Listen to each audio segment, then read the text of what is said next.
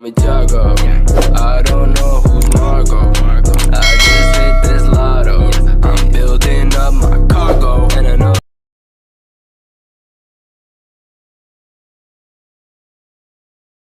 Bumi merupakan satu-satunya planet yang menjadi tempat tinggal bagi manusia dan seluruh makhluk hidup yang ada di dunia ini. Namun, kerusakan lingkungan yang disebabkan oleh manusia telah mencemari sebagian wilayah di planet ini.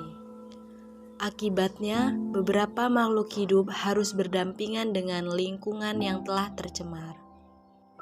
Pencemaran lingkungan dapat disebabkan oleh penumpukan sampah dan kebakaran hutan. Penumpukan sampah dan kebakaran hutan dapat menyebabkan pencemaran air, tanah, dan udara. Penumpukan sampah terjadi karena ada beberapa sampah yang sulit terurai.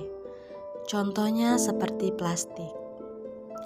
Karena sifatnya yang ringan, kuat, dan murah menjadikan plastik dapat diolah menjadi berbagai macam hal. Per tahun 2015, penggunaan plastik di seluruh dunia mencapai 322 juta ton. Dan dari sekian banyak plastik yang digunakan, ada 43%-nya menjadi sampah. Karena sifatnya yang sulit terurai, sampah plastik yang terbuang sembarangan dapat menyumbat saluran pembuangan air. Ketika terjadi hujan, sampah plastik yang terbawa arus air masuk dan menyumbat saluran pembuangan sehingga mengakibatkan banjir. Begitu pula dengan sampah plastik yang terbuang dan berakhir di lautan. Sampah plastik tersebut telah membunuh binatang laut seperti paus, lumba-lumba, kura-kura, dan jenis binatang laut lainnya. Akibat dari pencemaran air yang disebabkan oleh sampah plastik yang terbuang di lautan yaitu krisis air bersih. Kita dapat kesulitan mendapatkan air bersih jika kita masih membuang sampah sembarangan.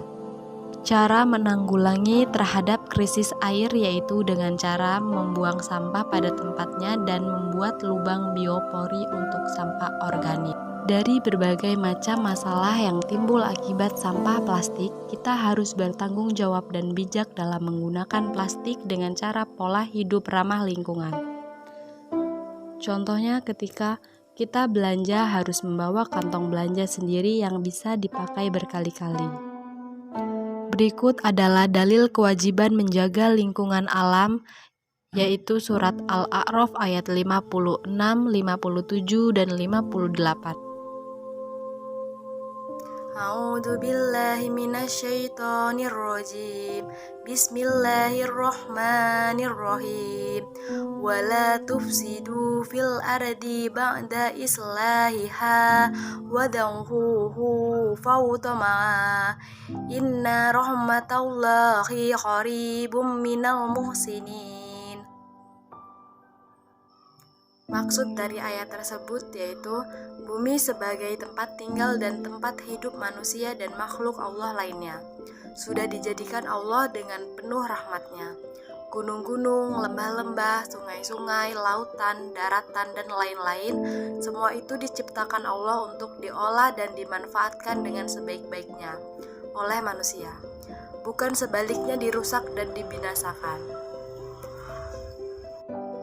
Wa huwallazi yursilur riyaha busran baina yaday rahmatihi hatta idza aqalat sahaban siqalan su'nahu libaladhi maitin fi azalna bihil ma'a fa'arazna bihi min kullis syamarat kazalika nuharrizul mauta la'allakum tazakkarun.